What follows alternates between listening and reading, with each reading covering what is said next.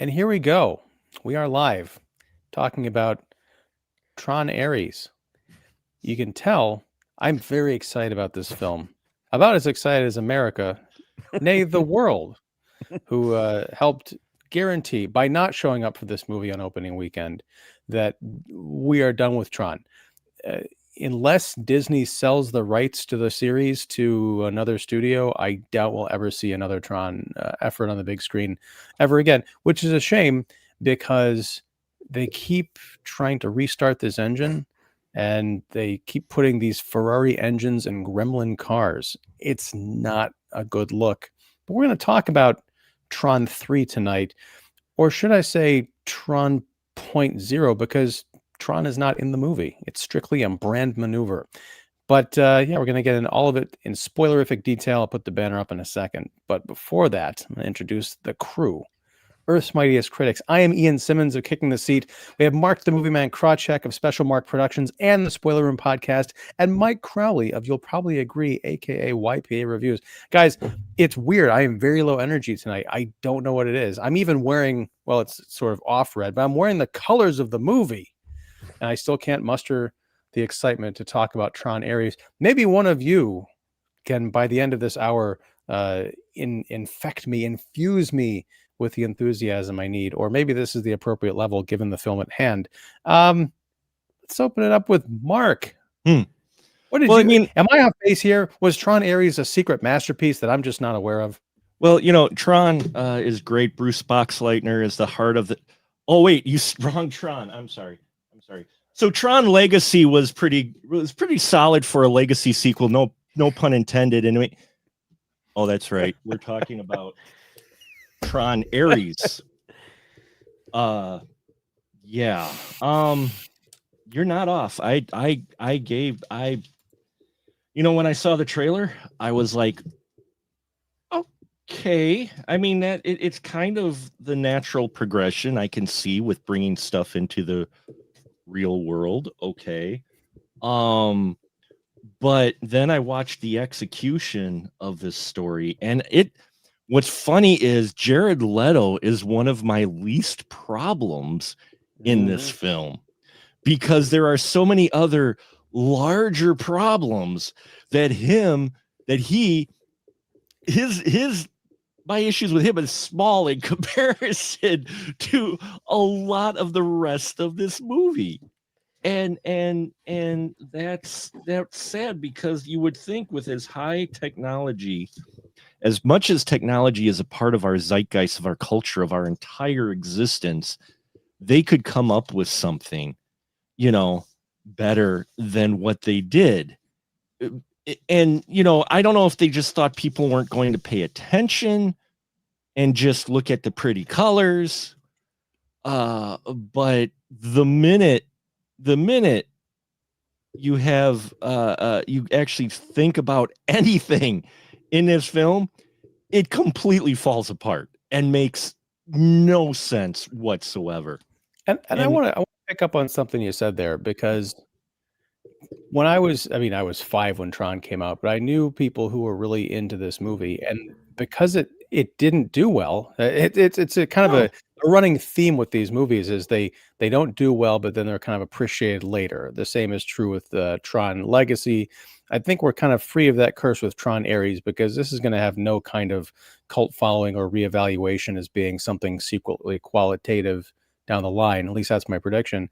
But when I was coming up, Tron was kind of like the nerd property in the best kind of way. Like people who are into personal computers and technology and thinking about the future and what's going on in those little circuits and beneath the keyboard.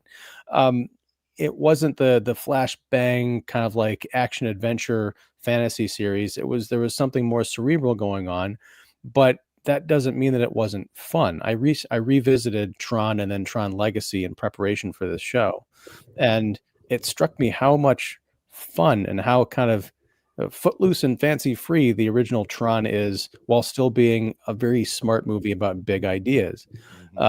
Tron Legacy, I think, suffered from that kind of legacy sequelitis, no pun intended, where beat for beat, it's largely a remake of that first movie, but with more high tech graphics and a Daft Punk's soundtrack. I didn't like Tron Legacy when I first saw it. I hated it. Watching it again this past week, I still don't like it, but I think the last 10 minutes where it's the scene on the bridge where Kevin Flynn is saving his son Sam and Sam's kind of like girlfriend Cora, he's fighting Clue, the evil program that he had sort of incepted to improve the grid, sacrifices himself so that his son and his girl can get free, and then they go up into the real world to change the fate of humanity for the better. I was moved by that. I was touched. I was like, okay, I could do without the previous 2 hours. This last 10 minutes is pretty solid, including the motorbike thing.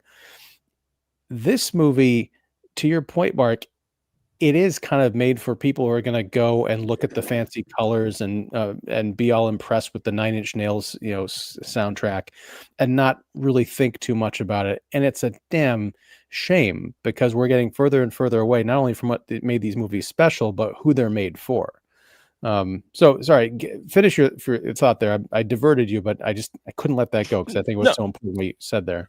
No, thank you. No, I mean it's basically what you said. Yeah, there are a lot of, it's yet another film, and it seems to be a trend this year of films that have some good ideas, but it's like they took the idea board and made that the film rather than picking a idea and fleshing it out more.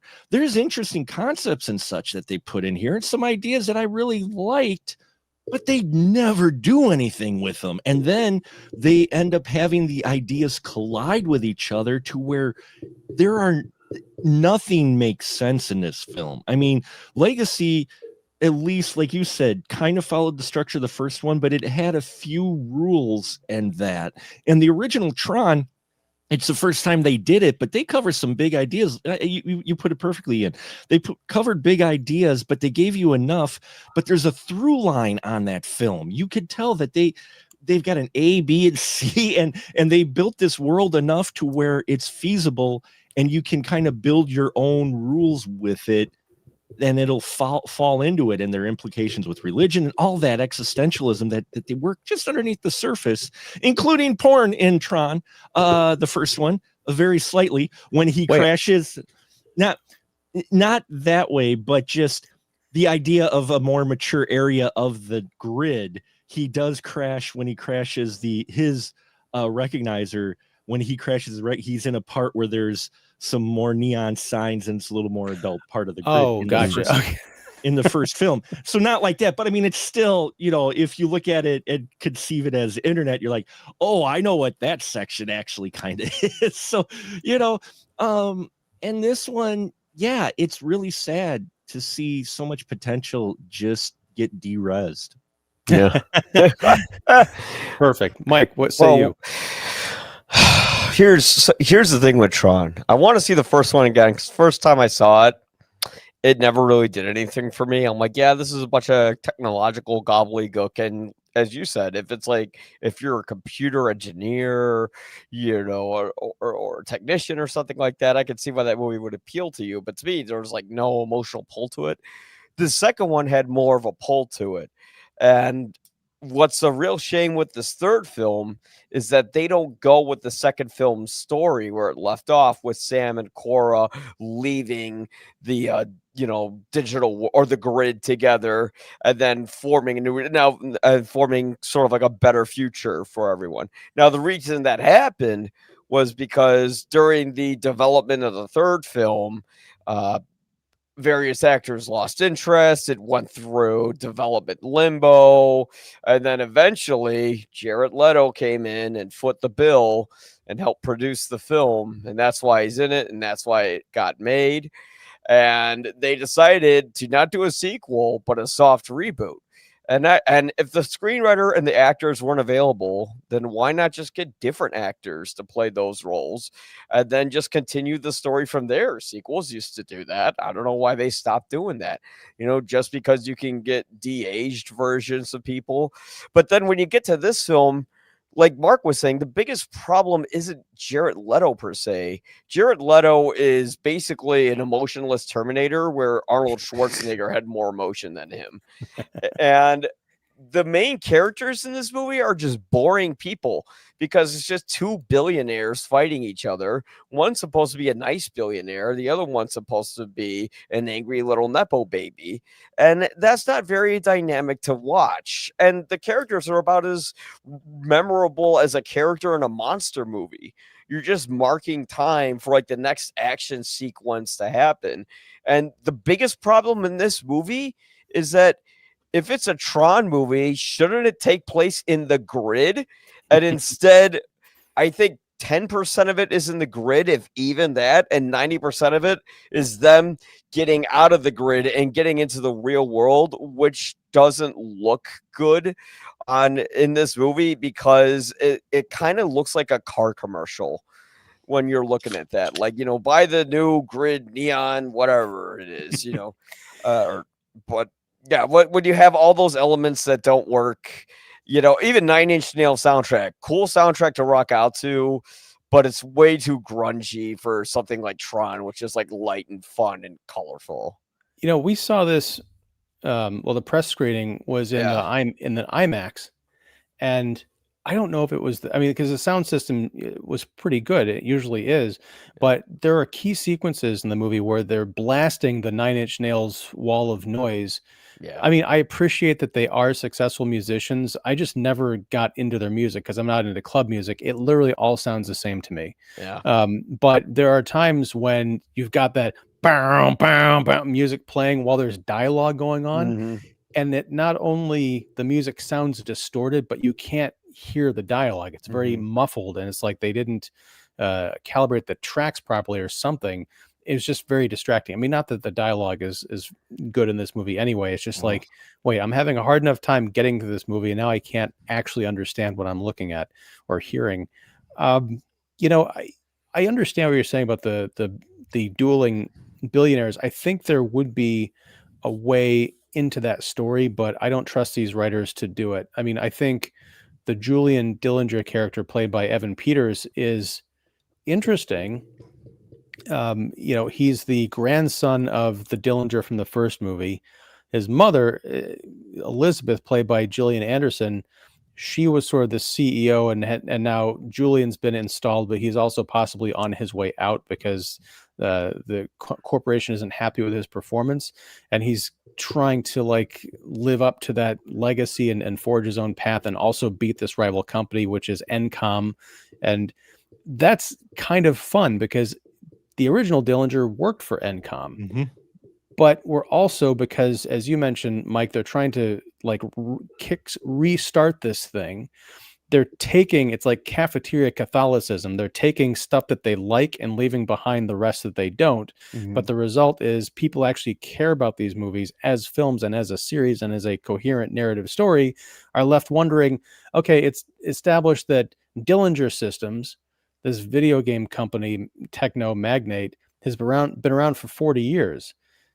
No, because Dillinger was an Encom employee 40 years ago until he was drummed out, we're led to believe, at the end of Tron, because he was disgraced for having publicly stolen all this video game IP. So how he starts his own successful company after that, if that's what you're going with, we need way more of an explanation.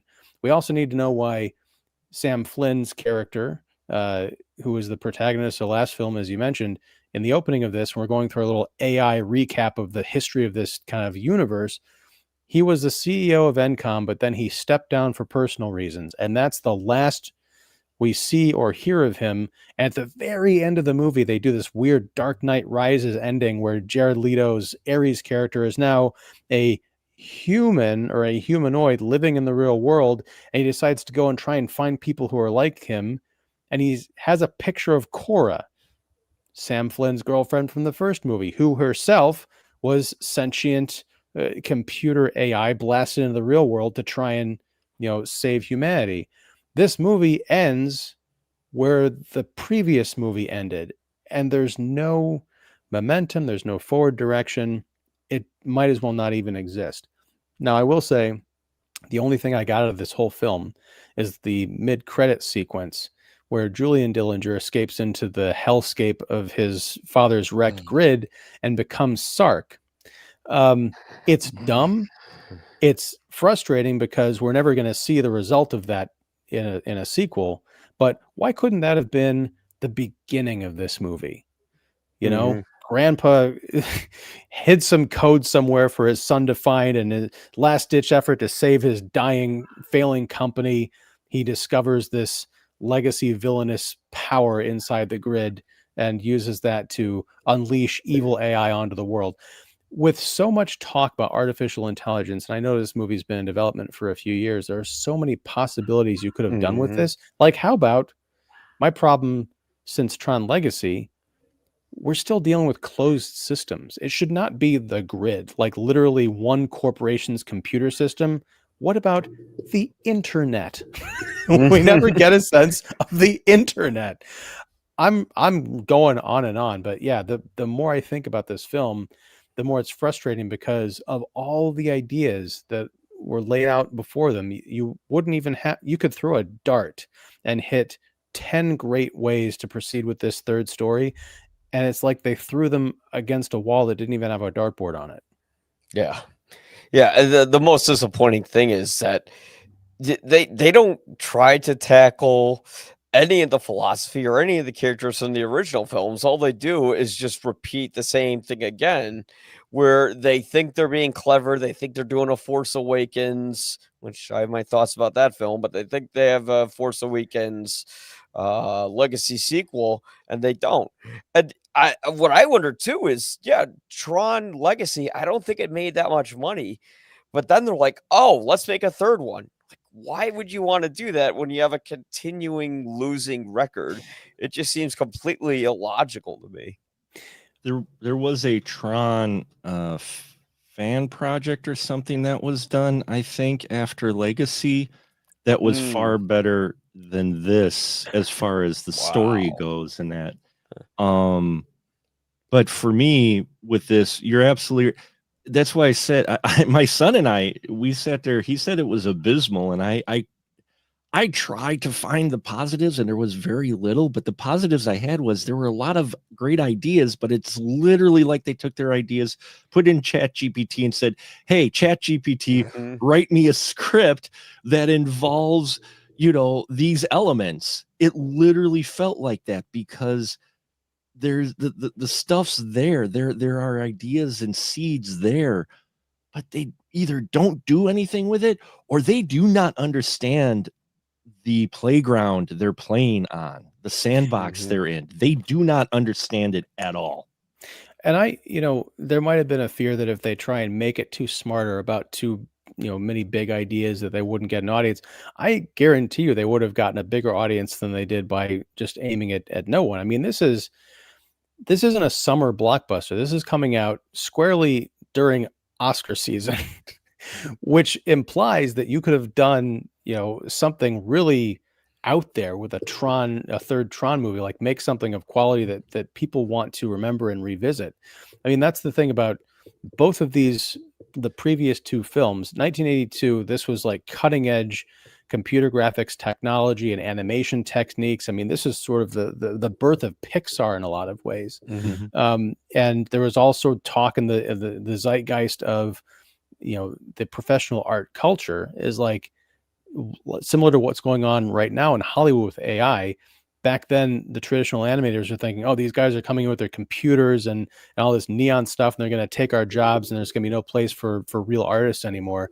And, flash forward almost 50 years now, and there's talk about AI and Chat GPT and being able to generate a full-length movie or a music video in 30 seconds with a prompt that is getting harder and harder for people to tell is the real thing, let alone spending 2 years animating something in a computer. My question is, in Ares, what is there that's groundbreaking? Even Tron Legacy was like, hey, we're going to take the old Tron grid and aesthetics, and we're going to, imagine that this is 25 years after that. So considering what computer graphics and technology can do in the real world, what would the grid look like? And it's all very stylized and cool looking. does paper over a lot of the weaker story elements. But again, with this movie, it's just Tron Legacy, but everything's red now. Yeah. Well, the huge problem I have with the movie is that Tron had its own look, and Tron Legacy had its own look. Tron Ares just borrows the look from the first film, and then as a cheap callback to the audience, they go into the Tron from the original film, with like the bad green screen is pixelated in everyone's face. And the guy who directed it is just like some rent-a director. He's just a guy who made like Pirates of the Caribbean 4 and Maleficent 2 or whatever the hell it is. And so, right away, okay, so they just got this guy who's not Joseph Krasinski, who, is not a Columbia University graduate, who also happens to be a technical wizard who can also do live stunt action.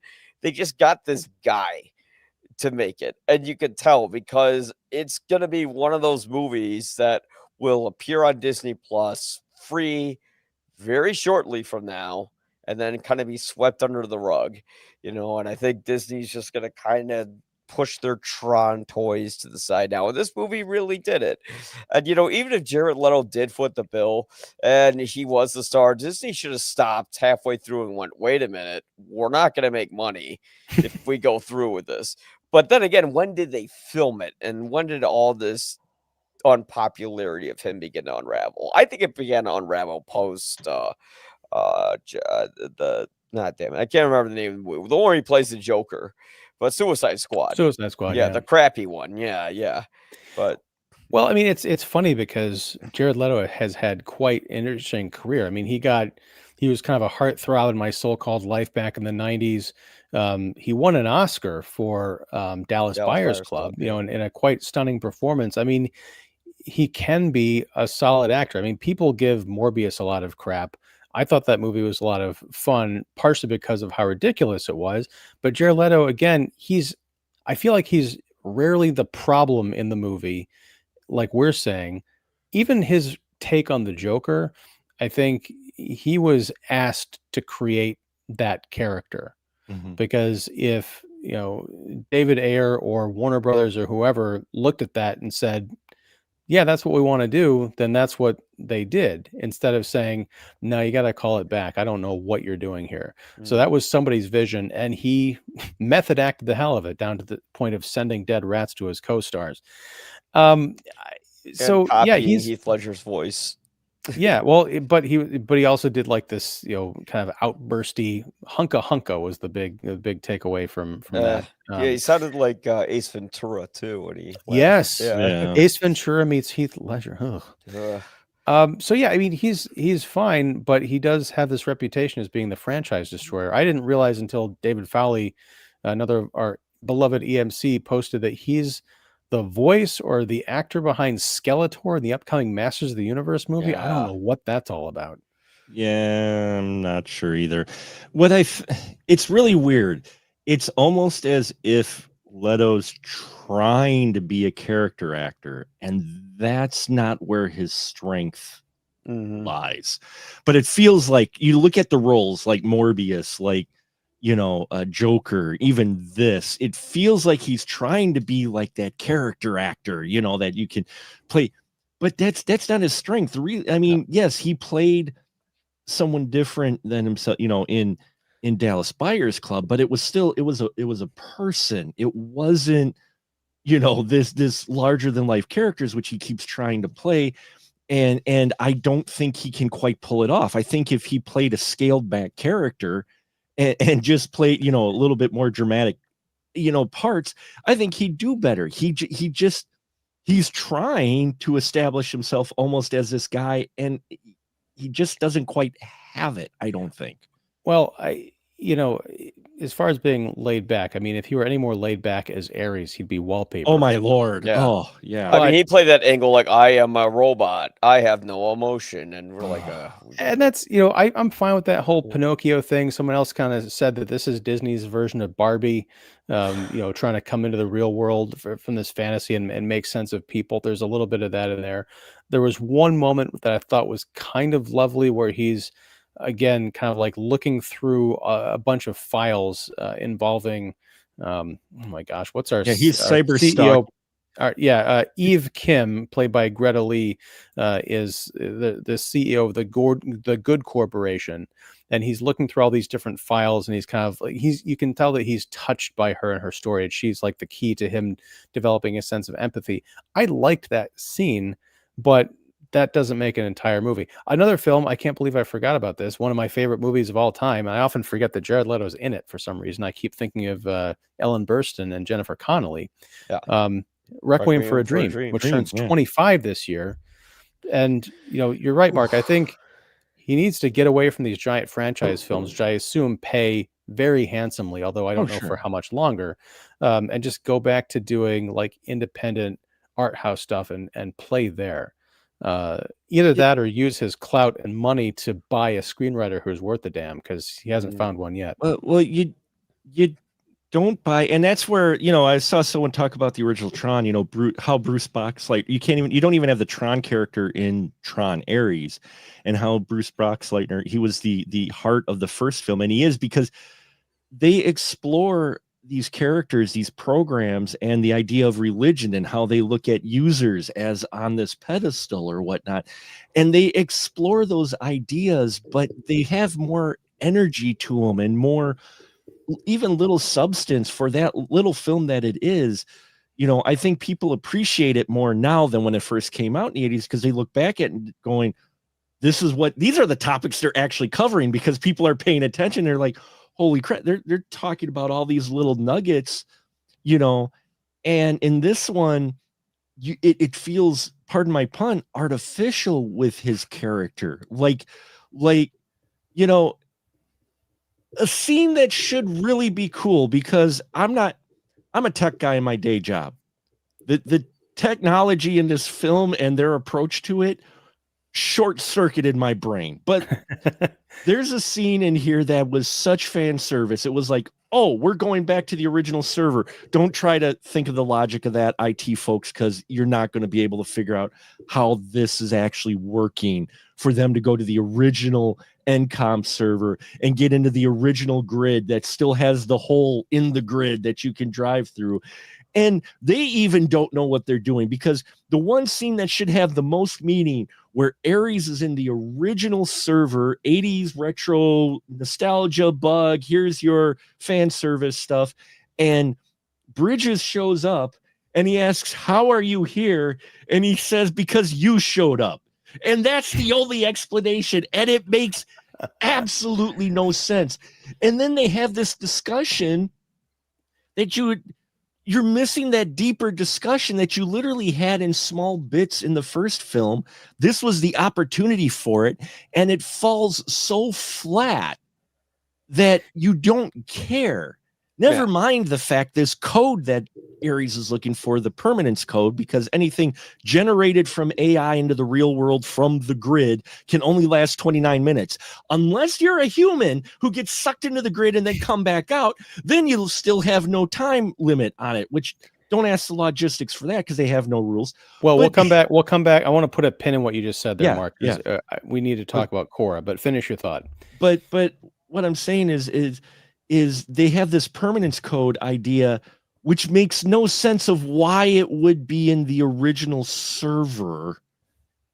If they did, why they wouldn't have had it with it being in the original server, because in the very first film, the whole idea of the laser and the grid was that they were deconstructing something digitally to transport it to another part where it stayed permanent. They had it already. Why that disappeared suddenly when there were multiple servers and such, they don't go into that either, of how that code disappeared, how it's sitting on a 5.5-inch floppy in the Arctic. No sense. Well, and as far as the server in the Arctic bit, like Eve and her little sidekick, one of many unfunny bits of comic relief, they travel to the Arctic. They find this secret, one of Kevin Flynn's secret lairs that has all this. It looks almost like his arcade with all the plastic covered computers and furniture and stuff. They spend 3 months there looking through floppy disks trying to find this code. 3 months, and they cover. I had forgotten about it until I was listening to someone else talk about this in the movie, because in the film, like movie time, it's like 5 minutes, like Yeah. literally. It's like, oh, we got a lot of stuff to look through, and there's like 3 months later, oh, that was we haven't found what we're looking for. I'm like, wow, what else was going on? What was going on with Dillinger Corporation at that point? But going back to the idea of the permanence code, it turns out it was a MacGuffin anyway, because at the end of the film, the permanence code, the key to it was actually in an arcade replica that was a replica of Kevin Flynn's old office that was sitting in the middle of Encom Corporation's headquarters the entire time. So it was a race around the world just to end up back home. Maybe there's some kind of like a thematic or a deep meaning to that or whatever. I don't think so. I think it was just like hackneyed. But if you want to talk about this permanence code, how do you explain Cora? They never brought this up in the second movie about like nothing can last out there for longer than 29 minutes. So did she disintegrate like at the end of that bike ride? Is that why Sam Flynn had to leave? But no, because he stepped down from Encom after running it for a while. Again, at the end of this film, Ares goes off to look for Cora, but she has no relation to anything else in this movie. On top of that, both Dillinger Corporation and Encom know that they can bring stuff out into the real world, but it'll only last for 29 minutes. They know this, but apparently the rest of the world has no inkling of what they're developing. So, and there's no like connective tissue of industrial espionage to explain how each company knows their innermost secrets, and they're both in this race to compete. Like, what sense does any of it make? And on top of that, if you've got this highly secret proprietary project that you're working on, and you're representing your computer's defenses inside the grid, Ares leads a group of these, red guys to attack the blue guys. The blue guys are Encom security. They got 20 people in there versus a little band of folks. If this is a literal representation or a figurative representation of a literal thing, where's the firewall? There's so much terminology and technology and illusion in terms of what we've done with computers in the last 50 years that you could have had a blast like imagining, okay, what would this look like if we were to sort of anthropomorphize it in the digital world? They do nothing with it. Well, they had a firewall. That was that little barrier that they literally broke through instantly by putting a hole in at the very beginning after they ascended that wall in the blue grid.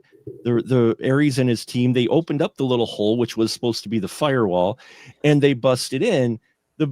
What gets me is you're in a world where you can generate just about anything in the grid normally. And these guys never generated big guns. You didn't have recognizers come out and take out the Ares guys. The Ares guys literally take out a bunch of NPCs. Encom has been around for 50 years, and the only thing that's believable is their weak security, because companies have that now. But that whole sequence, it was like, okay, but even that part, then when Ares merges into the data to get the data for it, that made very little sense of where we've gone from raising a disk to get the information you need to I'm just going to stand in the stream and stare at stuff.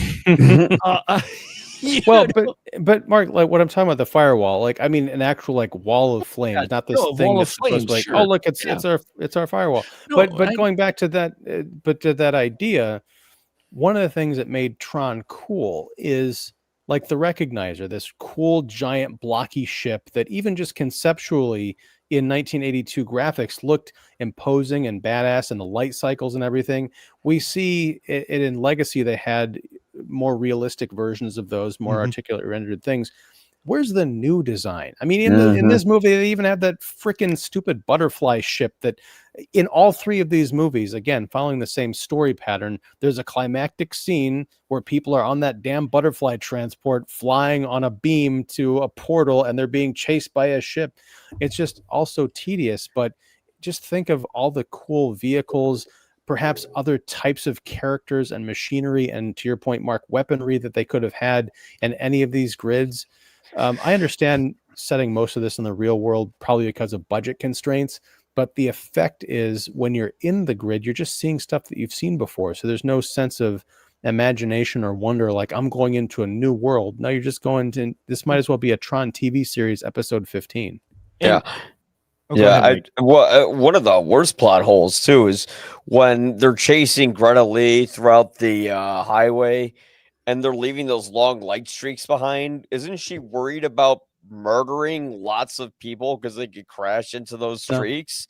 No, she's a billionaire. She can just pay it off or whatever. But that you got that. But yeah, the most troubling thing is that they're not in the grid. I think that the filmmakers know so little about Tron that they thought Tron was the grid, and they're gonna be like, "What are you talking about? There's no problem. There's Tron right there," And the fact is, like, they could have had different grids. They could have gone to different places. Like, here's a grid with rainbow colors. Here's a psychedelic grid. Here's a snowy grid. It could be whatever. Jumping servers. Have them jump servers, and each server would be a different grid design and environment. But that's what I was going back to about like the internet and like imagine an information superhighway, like opening up to a world of possibilities. Imagine, okay, even if you want to stick to the concept of grids or grid hopping, what does a computer server look like in a different country? Or a different like a military application. I mean, in the beginning or in the first Tron movie, Master Control program was hacking into the Kremlin and the Pentagon. Like, what do those computer systems look like? What can they do? What are their defenses? What if they went on the offense? Again, the ideas in this movie are so fleeting. I do want to talk about that trip to the legacy grid in this movie where we encounter Kevin Flynn as sort of a force ghost. How is he there? Are there ghosts in the machine literally now? Because he died at the end of Tron Legacy saving his son. And how did he age when Clue was ageless? Yeah, no, see, that made that one of the many things that just did not make sense of, and they didn't, like I said, you could tell that's one scene right there that just tells you they did not think of rules and the world that they were in. At least the impression, and I know Tron, we go back to the original Tron, but if you look at the original Tron, they put thought in the world they were creating. There was rules, there were sections, there was a structure of logic, even if it wasn't that deep, but there was still some structure to it, some idea, some logic to why things were the way they were. And in this one, they didn't have any of that. I mean, they can literally take people and digitize them with a handgun digitizer now, rather than in a big server like in the original, and transport them to the grid where they can apparently live for as long as you want. So if they have that, why didn't Dillinger do that? There are so many why didn't they questions. And then never mind the fact that, okay, let's go with the idea that this server that was of Flynn's original server that they went into and they went to get the permanence code. Okay, the gun, the original laser gun we saw in the first one, gets damaged, so they can't bring him back that way. So what do? They transport him to the other original gun that's sitting in the basement of Flynn's arcade, where there's no power and technically no internet anymore, yet it powers up enough for him to res into the real world again with the permanence code. And I'm like, is that the biggest Wi-Fi signal they have, that how they could get there? I mean, just the IT guy, I'm like sitting here going, that part makes no sense. And all the things going on with the recognizer and the flight bad guys coming into town. And they have a real world trailer moment. The big real world trailer moment. You look at that and going, how How is there not more defenses already here? We get 2 jets, and that's it. I mean, this is literally a huge thing, and we got nothing. These guys are just running through town, apparently with no real consequence, unless you get to the news article where they say, "Oh, Dillinger Systems may be involved in this destruction." Oh, that's all you get there. It literally is. I swear to God, this was created by ChatGPT, because it literally just has all of these lines of things that are Tron related. But I think you said it, no connective tissue at all. There's no logic thought to the world. They call Ares MP, the Master Control MCP. They call him Master Control. That makes no sense of why you would call Ares Master Control when the grandson was talking through the keyboard with the Master Control face, but Ares is Master Control. Yeah, but also mixing Ares. Yeah, they're mixing up the visual language they established back in the first film. And help me out with something, because Mark, you brought up, how is that laser in the basement of Flynn's arcade? Because in the original film, they had to break into NCOM in the middle of the night. Well, and in Legacy, I don't know. Remember if it was in Legacy, if they did find it down there, because that's in the secret room in Flynn's arcade. Because Sam breaks into NCOM again in Legacy, and I watched it last week, so I'm just kind of fuzzy.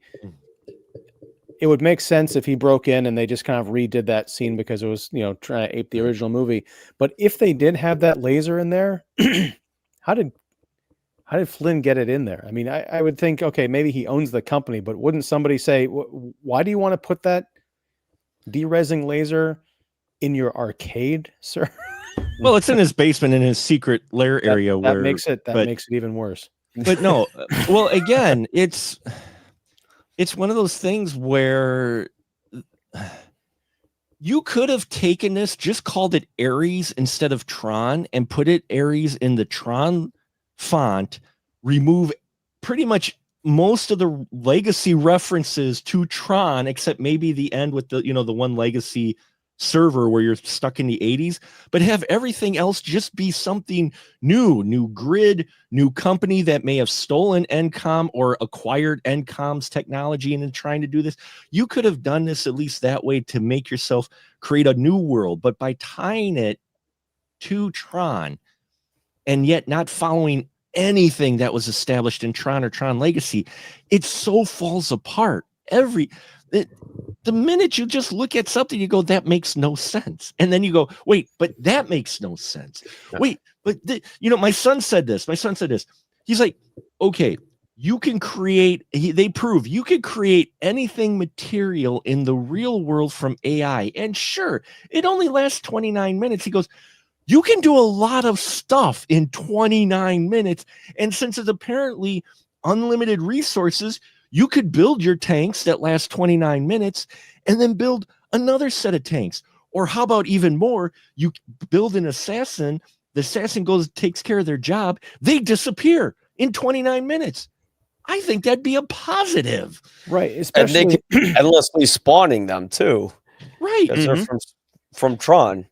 Was it me or was the CEO's plan kind of humane? It's like, well, I'm not going to have soldiers die, so I'm going to have these robots take over. Like, it was humane, except for I think what they're trying to go for in this movie is that Ares was not just he may have been a disposable piece of code, but he has his own kind of life and thoughts. Yeah. I mean, he was just a guy who was kind of designed to follow orders, much like, Athena, who was kind of his sidekick or second in command in the digital world. Even that's something that they could have really dug into and played with, like, oh, you're a disposable weapon, like, but I have feelings. What do you mean?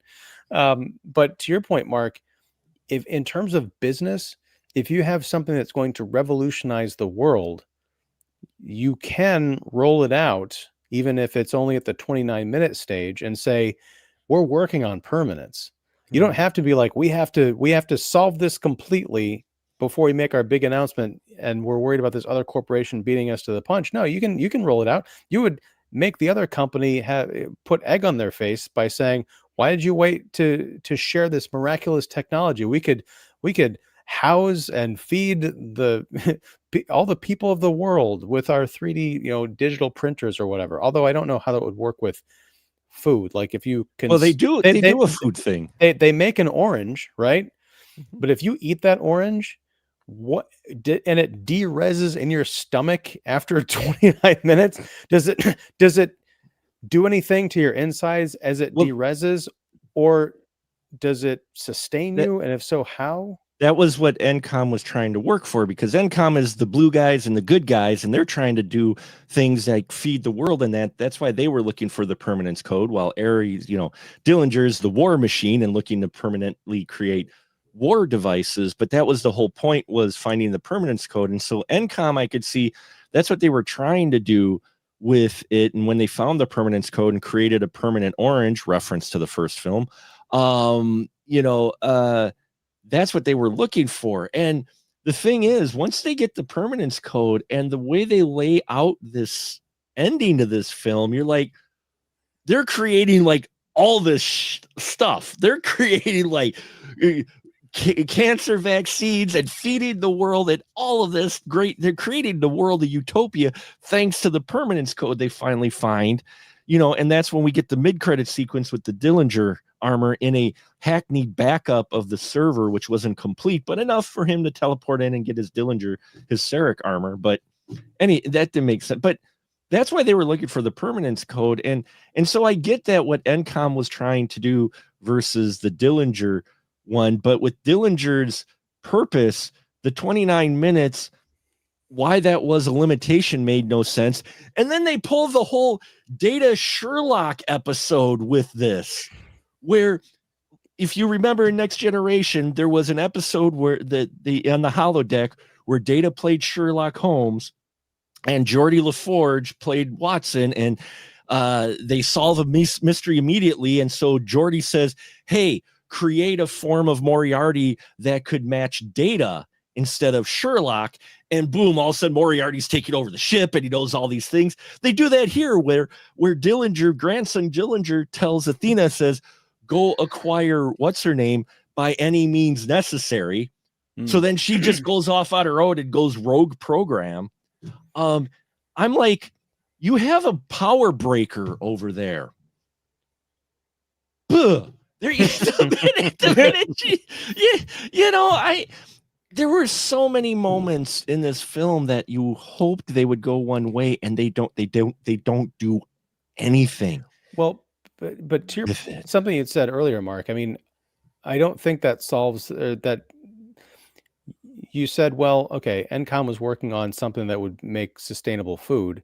Right. That still doesn't mean that Dillinger Systems had to wait for their announcement. Oh yeah, because they're trying to achieve two different goals. Because even if you have the permanence code and you can make a permanent orange or a permanent orange tree, you probably still need years of additional research to determine how that's going to interact with the human body once it tries to digest it. And those might be some pretty gnarly human trials. So Dillinger could be like, hey, we've got this brand new weapon system. And then maybe NCOM sits on their technology anyway for a little bit, because they don't want to be like, yeah, we can make an orange. Here, eat this. And then a half hour later, someone's stomach melts out of their body. We don't want to give this to the Ethiopians. Mike, you look like you're chomping to say something. Go for it. No, nothing. I just hope they de-res this movie from my memory.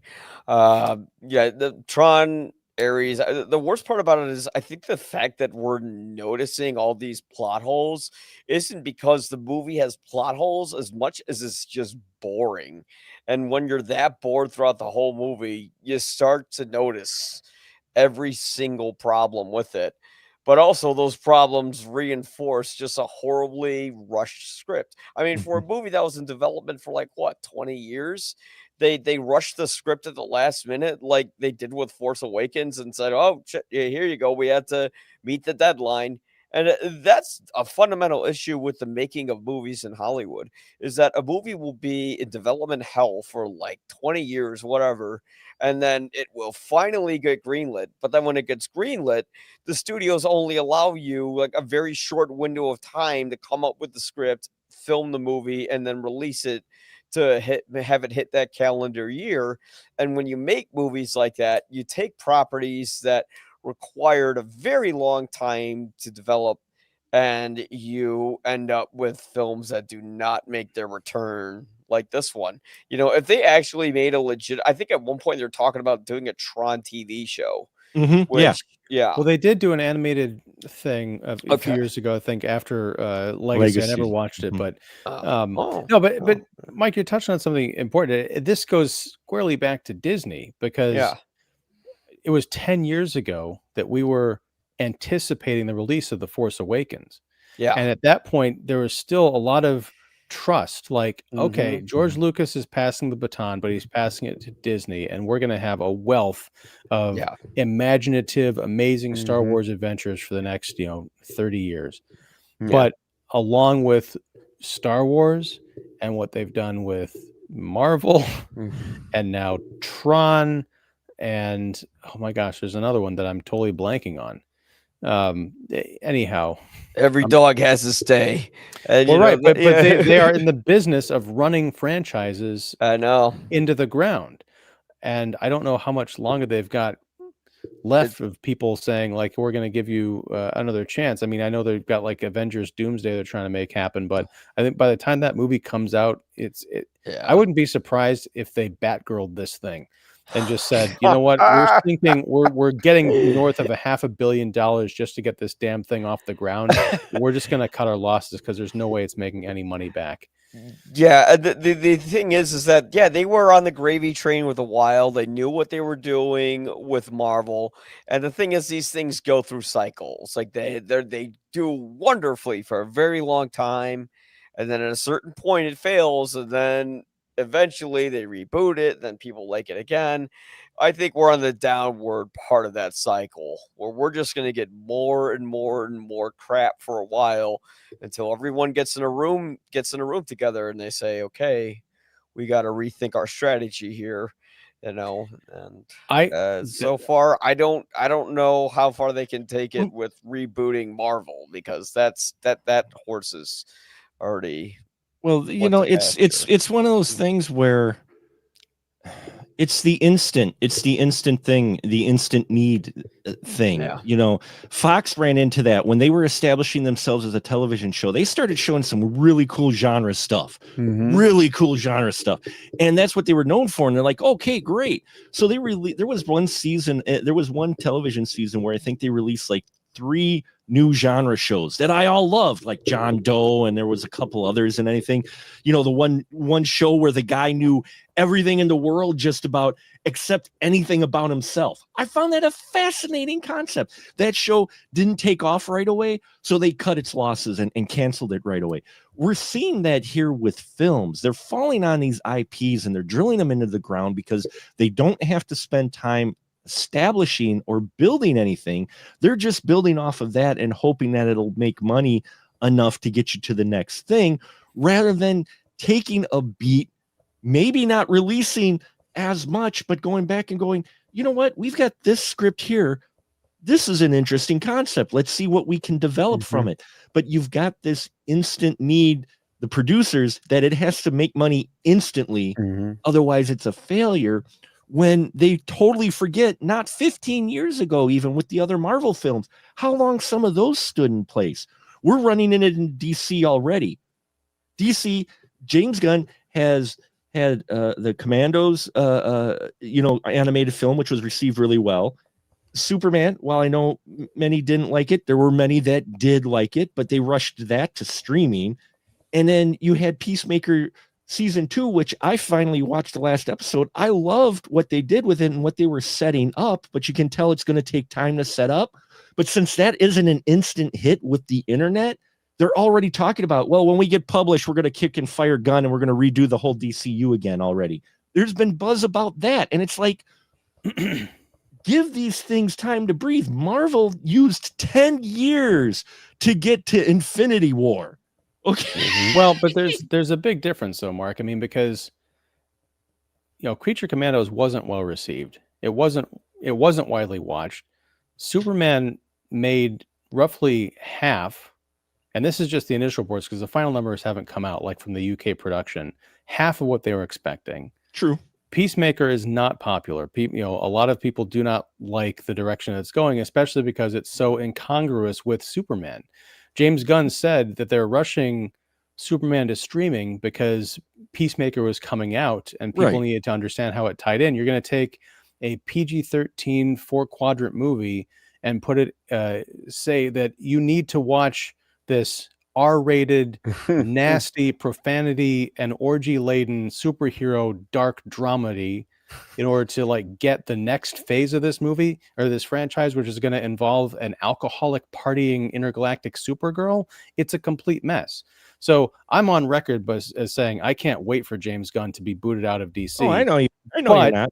But here's the thing with Marvel, the difference was they did take their time because they realized that, to your point, the producers are correct. These things need to make all the money when they come out. They need to pop.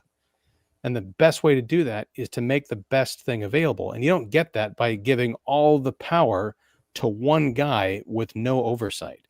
You get it by putting a team of creatives together. I mean, look, you had Favreau, you had, to a certain extent, Gunn, you've had Filoni, you had like a Marvel staple or a Disney staple of people kind of taking care of these gigantic IPs. Star Wars, that's what I was thinking of with Disney and Marvel, and also Pixar. The quality on the Pixar movies is just like deteriorating, right? So you've got this factory, but they need to slow down, but they also need to make sure that everything is a hit. I think that train has left the station because people are just down on these things. Partially it's a streaming culture thing because they realize this is going to be on Disney Plus in a month or 2 months, or it could be 6 months. No one cares because there's going to be like 15 other things that they actually want to watch in the interim. They're going to forget that Tron Ares exists until it shows up as part of the Tron collection on Disney Plus. And you're like, oh, cool, the Tron collection. I can finally watch Ares. I'll just watch Tron 1 instead. All right. Well, we are about at time. So I do want to read some comments because we got a bunch of comments in. I hate to do this because we're cramming comments in at the end of the show again, but I love talking to you guys. Just these free-flowing conversations are so much fun that I feel weird interrupting them. So that's okay. Go for it. Gives you it's because I mentioned James Gunn, so that's fine. Well, no, here's the thing. I respect James Gunn for what he can do, but he cannot run the DC universe. He just doesn't have the sensibility for it. He's a misfit trauma guy, and that is not what DC needs. It doesn't need Zack Snyder either. I'm not a Snyder bro. It needs someone who understands the characters and treats them with the reverence of, say, what they were trying to do in, the Richard Donner film and Tim Burton's Batman. That's the sweet spot of how you handle a comic book universe. You don't do it with Joel Schumacher, Zack Snyder, and James Gunn.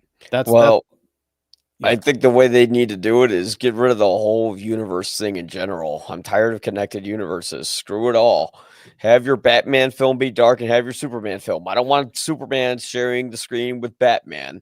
It doesn't work. If we had Christopher Reeves and Michael Keaton meet together in some movie, yeah.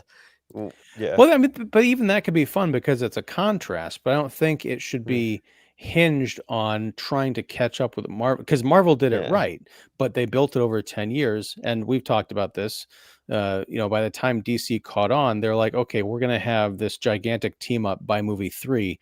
And it just became a big, mess. I'm not against the idea of these kind of crossovers in principle, but to your point, Mike, I think we need to have solid standalones with little Easter eggs so that if you want to watch something, you can, but you don't have to watch it because you feel like you're going to not understand the next 5 movies. Mark, and that's where I'm at with DC.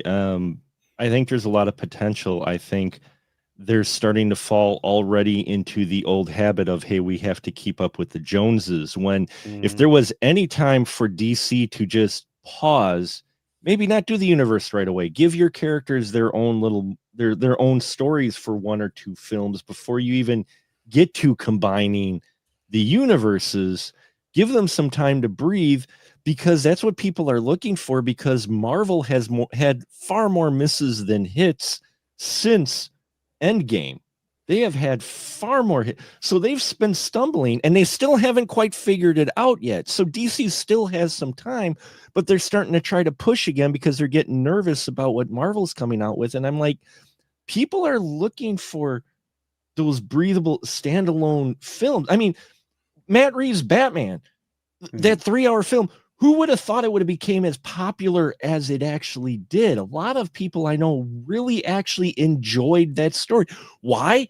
It was by itself. It was a standalone Batman story. Yeah, You know, it didn't feel like a comic book movie. Well, it was also yeah.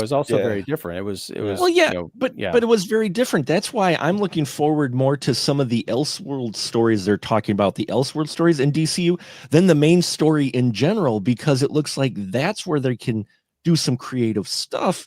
And personally, I think that's where their strength lies. Quit with this combined universe. Let Marvel do their combined universe, because they painted themselves into all corners so many times with that after Endgame. They've painted themselves so many times, and now they keep trying to go back to the same well, including, hey, look, we got Robert Downey Jr. back. And hey, look, we're going to have an entire movie where we're going to have everyone who was ever in a Marvel film back. You know, they are grasping right now, but DC, I have a feeling, is not going to take advantage of this opportunity to just do their own thing for a while, forget the cinematic universe, give me original standoff, one-off stories with comic book heroes. You know, I'm looking forward more to Clayface than to Supergirl. Yeah. It's funny with this whole, we're saying, oh, Batman was its own thing, but then it did spur off the Penguin, which is its own thing within that universe. Although Penguin, I thought was great. Penguin was great. Yeah, and But Clayface, I'm looking forward to what that is. I don't know if that's the same universe or not, because Matt Reeves' Batman universe is supposed to be grounded, but then if you have a guy who's using clay to form whatever person. As far as I know, Clayface is considered what they're putting in the Elseworld storyline, so it's by itself. As far as I'm aware, it might be in part with the Reeves stuff, but even still, you know, do something different, because people are grasping for it now, because even Marvel's on shaky grounds right now. Even with some of the devout fans, they're like, well, we're gonna have Doomsday. Yeah. Well, like, and you want to see him, right? And that's the sort of the problem is DC had that opportunity with James Gunn. Right. Because by the time they announced that he was stepping in as the CEO of DC Studios with Peter Safran, Marvel was already, slogging its way through phase 4, and people like, man, I hope DC does something cool, because Marvel is killing the comic book movie. And unfortunately, and Gunn has not done himself any favors, because it was like 2 years ago he came out with that big roadmap of like, we're going to do the Authority and all this other stuff, and half of those projects have been scrapped. And so it's like, well, this just feels like more directionless, thematically, uneven slop. So we'll see, or some of you will, because I'm on a boycott, but we'll see where it goes. Clayface is an odd thing, because they haven't introduced this DC universe's Batman, really. And so if this is an Elseworld story, I think you can get away with it with Joker, because that's like an iconic property, but Clayface, nobody knows who the hell Clayface is, except for fans of the Batman the Animated Series, who, I mean, honestly, they're our age and older. So if you're talking about, we're going to get the kids in with this story about it takes place in the DC universe, kind of, but it's about a guy who's like an actor, but he's a criminal. He can change his face. I don't know. It's got to be a hell of a script with an amazing direction and a fantastic star to get any kind of interest. Otherwise, I think this, unless they're budgeting it like an independent film and hoping it blows up like they did with Joker, I think it's going to land like a wet fart. I don't think Clayface has a huge budget though. So I'm that's why, like I said, I'm looking forward to that. And I personally think that they all need to go back to that. Quit with this combined universe IP stuff. Just do these one-off stories. Do these standalone little storyline with just those characters. Maybe hint at stuff if you want, but don't have them show up. hint that, okay, yeah, this is in the universe, but we're still focusing on this. Because Well, I otherwise, guess the question is which universe? I mean, is there going Yeah. to be an allusion to whoever James Gunn's Batman is, or is it going to be Robert Pattinson shows up? Sure. You know, no, and I get that too, but I'm just saying I'm tired of the combined universes with anything. I'm like, give me a genre stuff that stands on its own, please. 10 years down the line, James Gunn's Flash will run into Ezra Miller's Flash, and they'll be in that place by the end of Flash. Be like, "Oh my God, you're me, I'm you, woohoo!" well, And James they'll do Gunn it was all on over record again. as saying that the Flash was the best comic favorite, book movie ever yeah. made. Yeah. Wow. All right. Sujua says, "Have not seen Tron Arse yet." Hey, that's what I called it in my review. I said Tron Ares is a pain in the arse. Yeah. Slasher Fred says, "I think what made the original movie such a classic is it feels like the first inspiration to virtual reality. Because when the movie first came out, personal computers were still out. Yep. Not a great titling idea to have your title be easily mistaken for ours. Well, but it was appropriate to the screenplay. Tron, the dude with Jeff Bridges, is the best way to do a new Tron movie. That'd be kind of like cool. That's just your code, man. Yeah. Will it just be like one of his acid trips he had in the film or something like that? Like when he's on the rug, but he like winds up a Tron. At least have Kevin Flynn show up in the bathrobe at the end. And then he runs into Bob Ferguson. Yeah. He runs into Leonardo DiCaprio, and they're both like, "Whoa, what's going on?" If you watch the movie The Watcher in the Woods, which turns 45 this year, that was Disney's attempt to do something more than just the normal family tropes. I've not seen that. So was Something Wicked This Way Comes and The Black Hole. Something Wicked This Way Comes is now on Disney Plus. And that's going to be my Halloween movie this year. I've not watched that movie in decades, or that film messed me up, and I still think about it. Especially that every time I get on the carousel, like a carousel at a carnival, yikes! Yeah. I gotta see this movie. Oh, it's great. It is great. 3 years before Tron, Disney had made their own version of Star Wars with the Black Hole, and this was way before they took over the Star Wars franchise. Yeah, the Black Hole was, again, that was a part where Disney was on the ropes. People forget Disney was almost in bankruptcy because they were sticking with the family films and they just didn't have a hit. So they were starting to make, under the Disney banner, more adult films, because they did have Touchstone, I think it was, and Buena Vista Entertainment.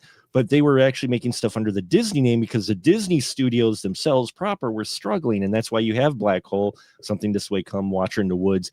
And then came along Alan Menken, and that they literally saved Disney and made it the juggernaut it was today. If it wasn't for them, Disney would not be, I think, in the place it is now, because they were on the ropes in the late 70s, early 80s. That's why you have Disney films that are a little darker.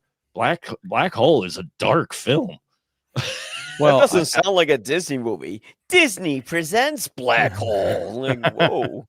Well, I've not. That's another blind spot for me. I've always wanted to watch the Black Hole. I haven't gotten around to it. Fun. It's a good movie. It's dark though. I've heard. I mean, it is a black hole, so it should be dark. That's true, but I guess we've come full circle with Tron Ares, because in the 70s Disney was almost bankrupt, and now they are intellectually bankrupt. So that works. Yes. Sejua says the Tron movies might be a good basis for a video game. Well, they made Tron video games, and they weren't good. Tron, the Tron stand-up was awesome, and so was Discs of Tron. Bite your tongue, Mike Crowley. I don't know those games, so I need to check them out. For a console game, I have ideas of how you could do a Tron game. Yeah, you could do it. You go between different grids. But find an original Tron stand-up at one of the retro arcades. If you're ever in Wisconsin again, go to Eau Claire. There's a Reboot Cafe downstairs. They have a Tron stand-up. And let me tell you, that's a lot of fun, because you basically play 4 different boards in it. You play as the tanks through a maze. You play the light cycles. You play going up the MCP tube and trying to shoot bricks. And then you fight against the spiders on the grid, and they get harder, but you get to choose which 4. It's amazing. And then Discs of Tron was great because it was one of those depth of field type of video games. So you actually had 2 discs, and they were able to animate it. And then you had a dial that moved a cursor on the back, and you actually threw the discs at the guy across on the other side, like in the movie. Oh, that's cool. And I will say they should make a Tron VR game that's open world. Oh, That here's the thing. I think if they made a Tron VR game and it was awesome, and they made enough off of that, then they could fund another Tron movie. Tron and maybe movie. get it right. There you go. But I will say the one thing that I'm waiting for it to go on clearance, and I'll find a way to pick one up. The popcorn bucket. For Tron He's a Ares little is a stand-up. stand-up video Yeah. game console, and it lights up and everything. I mean, that's the only, I think, good thing to come out of this film. Yeah. Suja says it's like a grid with motorbikes, so good setup for a game. Yep. They've Yeah. done They it. did do it. Yeah. And then Mark stepped in with that comment. This movie came out the same year. Slasher Fred says that horror director John Carpenter released his cult classic The Thing with Kurt Russell, who during the 70s was a big Disney star. Yep, that's true. Sejua says Ian Simmons in all black leather with a black leather trench coat dancing to Nine Inch Nails at a club at night in Chicago.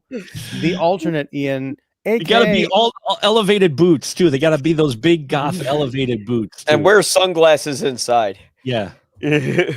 I wore the dark trench coat with the sunglasses during the daytime back in the late 90s. That was me. Wow. Cafeteria Catholicism. Slasher Fred says the original Tron is almost like an anthology movie. The first half takes place in the real world, the second place takes place in the digital world. Yeah, and another thing that we lost in the original Tron, brief sidebar, when Kevin Flynn goes into that grid, he meets other programs, and the idea was they'd been sort of swept up from other types of computer programs to compete in the games. They had like accounting software that was anthropomorphized. Again, that's a great idea and very interesting. Where's that in Ares? Nowhere. The 80s movie Masters of the Universe was a flop, but became a cult classic. It was also one of the very first movies to have Courtney Cox. That's right. I think that was like right after she did Canon Bruce Films, Springsteen. one of the last films of Canon. Oh yeah, Canon. R.I.P. Petty says, "Hey guys, Disney just killed another IP. In this case, it's theirs. Jared Leto plays the character as if he were shouting, 'I only came for the paycheck.'" Yeah. Although I can't imagine him. Did he shout at all? Because that's like an emotion. No. I don't remember that being in this movie. No emotion. Do you have actually, expectations? Jared Leto, he's right, not the paycheck part, but because Jared Leto, way he plays this character is way too serious. It's like he thinks he's in some really serious movie in this film. The way he's acting that part of Ares, and it just doesn't fit at all. Well, that's the thing is, I disagree. I think he's playing it the way he needs to play it because he is essentially a piece of security software who learns how to become a person. So he's fine. It's just that the rest of the movie doesn't know what to do with it, especially when Greta Lee, I think Academy Award nominated actress. I still don't understand how. I don't get the Greta Lee thing. I feel like she was the same here as she was in past lives, like the stuck up HR cat lady. I just don't get it. I don't get the thing. But all right. Petty, to close it out, says, "Do you have high expectations for the Masters of the Universe 2026 movie? Nope. Or think there will be another grave in the cemetery of our childhood IPs? I want to believe." Poor Scully, such a waste.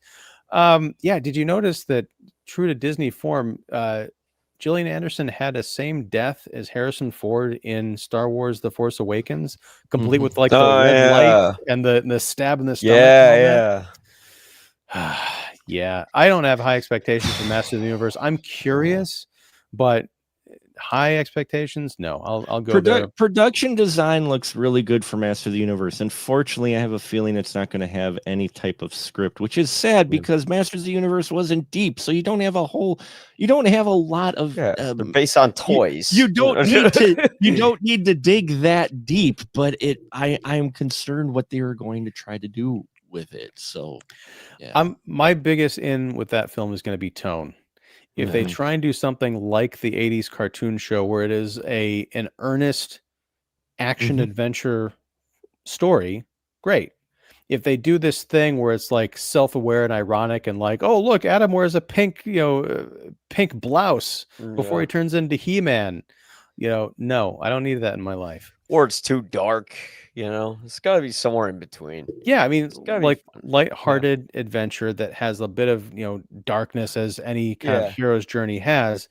But yeah, it could be an amazing film, or like the Mandalorian and Grogu. I hope they both die at the end of the movie. That'll be worth seeing. I'm just trying to figure out. I'm sorry. I know we're trying to close up, but I'm just trying to figure out. Looking at, I don't have any problem with Mandalorian and Grogu being what appears to be a kids' adventure film, though we already had a kids' adventure TV series. Why didn't you just make that into a movie with the Skeleton Crew or whatever it was called? Yeah. Yeah.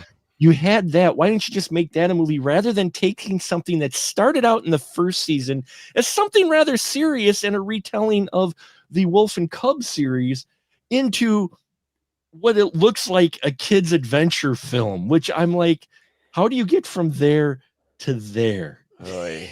The answer is seasons 2 and 3 of The Mandalorian. Well, yes, I know. Yeah. But But again, I don't want to judge, but that trailer did nothing for No, me. In fact, it it was another one of those anti-trailers where it's like, no, I really don't want to see this. all, All right. all that trailer did was make me look at it going, oh, look, streaming fodder. Yeah. There you go. Yeah, I looked at the whole thing. I go, okay, this is when the fans react. Oh, God, kill me. All right. Well, we're going to get out of here, but not before I mentioned that if you like this live stream, please like, subscribe, and all that good business. Be sure and support all of Earth's Mightiest critics, whose information is down below, including Mark the Movie Man Krawcheck of Special Mark Productions and the Spoiler Room Podcast, and Mike Crowley of YPA Reviews. Thank you, gentlemen. We're going to be doing some more live streams very soon, including this Friday night. October 17th at 8 p.m. Central. Gonna be back talking about, it's a double feature anniversary review of Scary Movie from the year 2000, as well as Monster A Go-Go, which I'm told is in the pantheon of worst movies ever made. We shall see. And then next week, the Wednesday live stream, we're going to be back doing a triple feature review of the Dream Warriors trilogy from A Nightmare on Elm Street. That's parts 3, Dream Warriors, part 4, The Dream Master, and part 5, The Dream Child. I said Ream Child. That's a totally different movie.